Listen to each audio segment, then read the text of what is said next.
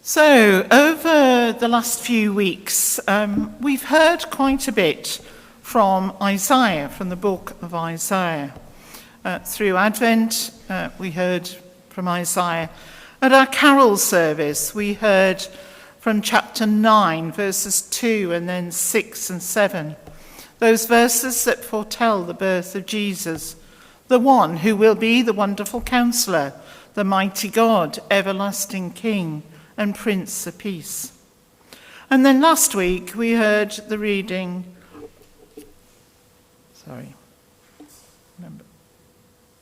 So there we are, the passage there that is often is sung in the Messiah and sort of such a wonderful words. And then last week we heard from chapter 60 as we celebrate Epiphany. Arise, shine, for your light has come, and the glory of the Lord rises upon you. Powerful images of hope and joy that we love to hear around Christmas time, whether they are sung or spoken. And Isaiah was one of the major prophets in the Old Testament. And his writing, although actually when I say his, there were probably three Isaiahs that all came together in one book. But writing about the Messiah, about the servant king who's foretold. And then today we've heard from chapter 42, words that mirror those from Matthew about the baptism of Christ. And it is the words that say, this is my son whom I love, with him I'm well pleased. Isaiah had written, here is my servant who I uphold, my chosen one in whom I delight. I will put my spirit on him. Isaiah was writing at a time when the Israelites had been living in exile in Babylon for several decades, a time that it had been physically, emotionally, and spiritually challenging. So they were a disillusioned group of people, far away from home and lacking in hope.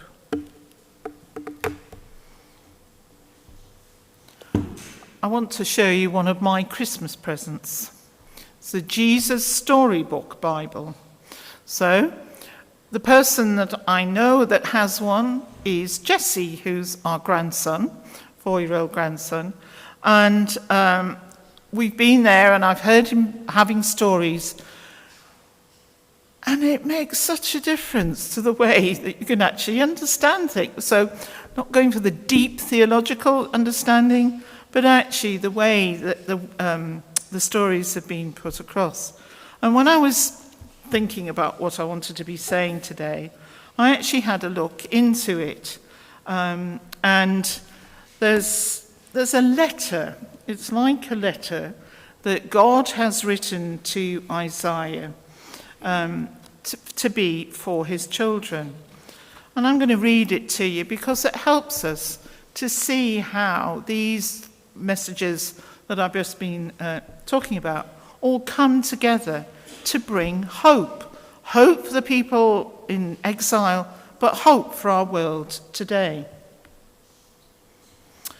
Dear little flock, you're all wandering away from me like sheep in an open field.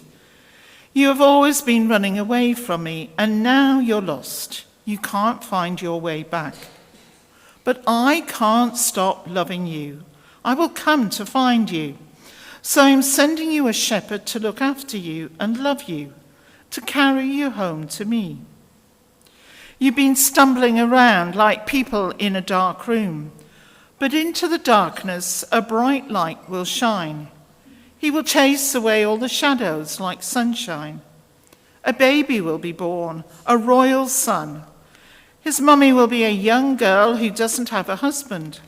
His name will be Emmanuel, which means God has come to live with us. He is one of King David's children's children, the Prince of Peace. Yes, someone is going to come and rescue you, but he won't be who anyone expects. He will be a king, But he won't live in a palace, and he won't have lots of money. He'll be poor, and he'll be a servant. But this king will heal the whole world. He'll be a hero. He will fight for his people and rescue them from their enemies. But he won't have big armies, and he won't fight with swords. He will make the blind see. He will make the lame leap like deer. He will make everything the way it all was meant to be. But people will hate him, and they won't listen to him. He'll be like a lamb. He will suffer and die. It's the secret rescue plan we made from before the beginning of the world, and it's the only way to get you back. But he won't stay dead. I'll make him alive again. And one day when he comes back to rule forever, the mountains and the trees will dance and sing for joy. The earth will shout out loud. His fame will fill the whole earth as the waters cover the sea. Everything sad will come untrue, and even death is going to die. And we will wipe away every tear from every eye. Yes, the rescuer will come. Look for him, watch for him, wait for him. He will come, I promise.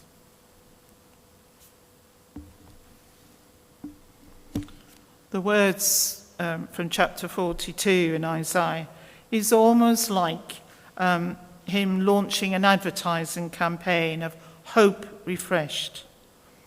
That seems impossible, but we know that God can do the impossible. And he gives to the Israelites a message of hope, of care, encouragement, and action.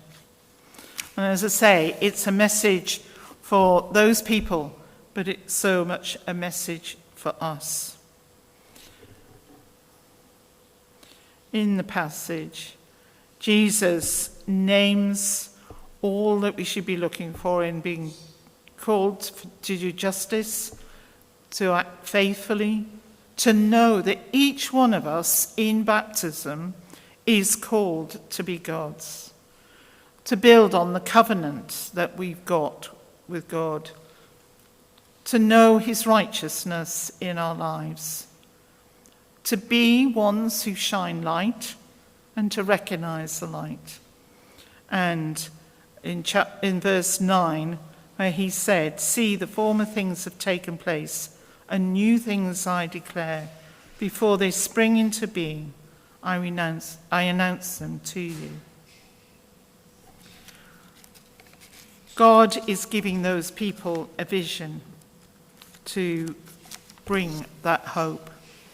And if we think about our world today, so many are looking for hope when things just keep on sounding worse and worse. This week it's been Venezuela and Greenland and Iran that are the places of deep, deep concern, the stability of our world. How do we help others to find hope when things are looking so bleak? And the passage, the bit that I read from this storybook Bible, helps us to see that we are the ones being called to bring hope. When we go back to the words in Isaiah about shining light in the darkness. Jesus was baptized by John, and in being doing so, he fulfills all that God has promised in Isaiah through his life and his death and resurrection, bringing promises of hope. When we were baptized, whether that was a long, long time ago or more recently, promises are made on our behalf, or we do so ourselves. Promises that help us to tread the path day by day, knowing that we're sustained by Jesus and bring hope into our broken world. Where God said that Jesus was his son, each of us, our names are God's son or daughter and called to follow him, to live a life that radiates hope. And the anxieties around because of events in our world, we do need to be people of hope for ourselves, but for the world. And Christian hope is not a vague longing. It's not rooted in the realities of this world, but it's rooted in the goodness of God and the finality of what he's done by bringing Christ into the world, him dying, rising for each one of us. There's a verse from Romans chapter 5, verse 5, that says, "Hope does not disappoint us, because God's love has been poured into our hearts through the Holy Spirit that has been given to us." In baptism, we are made God's people. We're called to do his work, and pray that hope, which is God's gift, will sustain us and our world. Amen.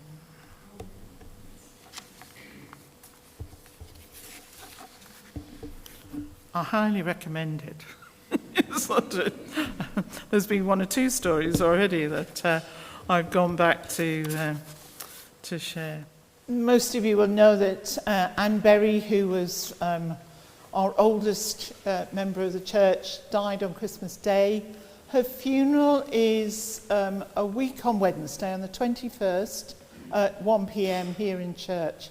And then the wake is happening at the Red Lion, to which everybody is invited. But Dinny, Anne's daughter, would like an indication of numbers. So if you are coming to the service and would like to join them at the Red Lion, could you just tell me today, and then I can be able to pass numbers on to Dinny. Next Sunday, it's our 9 o'clock communion. David's going to be preaching at that. And then the 10:45 is one of our new flavours of service, Digging Deeper. And it's actually the beginning of the week of prayer for Christian unity. So we're going to be joined by people from St Anne's, from the Free Church, and Father Derek Turnham, who's the Roman Catholic parish priest for Wendover, is going to come and preach. So very special occasion where we can all come together. And if you've heard Father Derek talk before, it's always very profound. So please come along to that next Sunday. Next Saturday, David is starting the first of the meditative prayer sessions. It's going to be once a month. 10 o'clock, David? Yeah. So if you want to know any more, ask him while he's here today. And then on the 24th, so a week on Saturday, it's the Christian Aid soup lunch at the Manor House in Weston Turville. And if you've ever been before, you'll know how good the soup is. And it's obviously raising money for Christian Aid. So again, reserve a place through David. Either talk to him today or drop him an email. And then the other thing that was on this week's update is announced before that Bishop Stephen, the Bishop of Oxford, is retiring in the summer. And the whole process of finding a new bishop has already begun. And there's a chance for us all to have some input.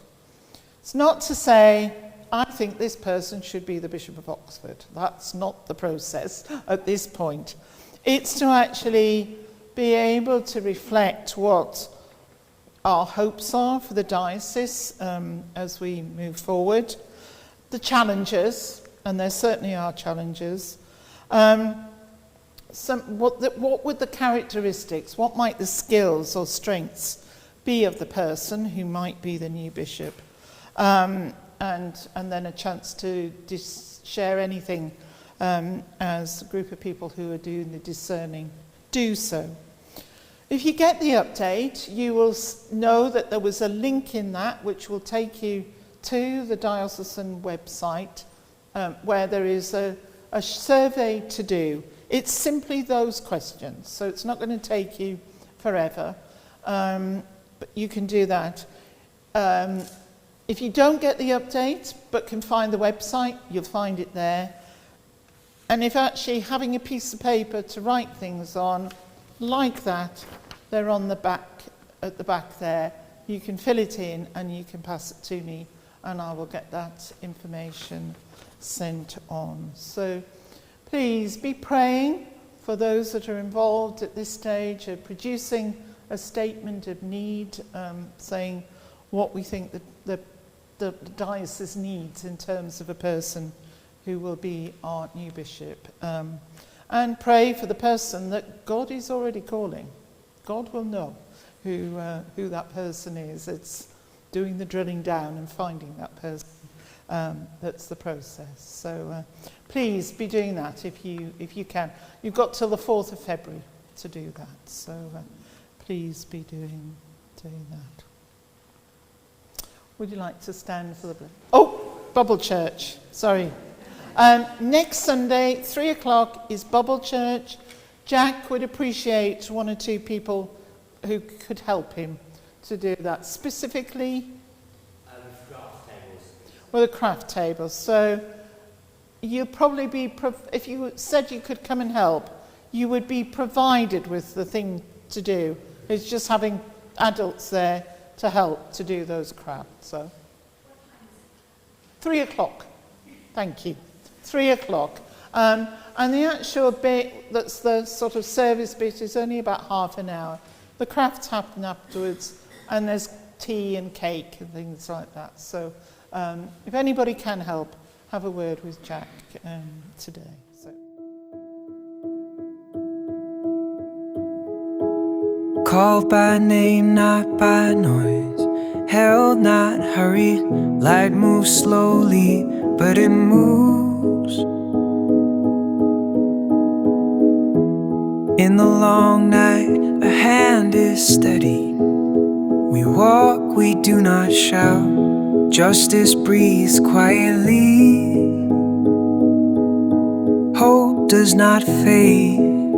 It waits, it stays. Light rises and we fall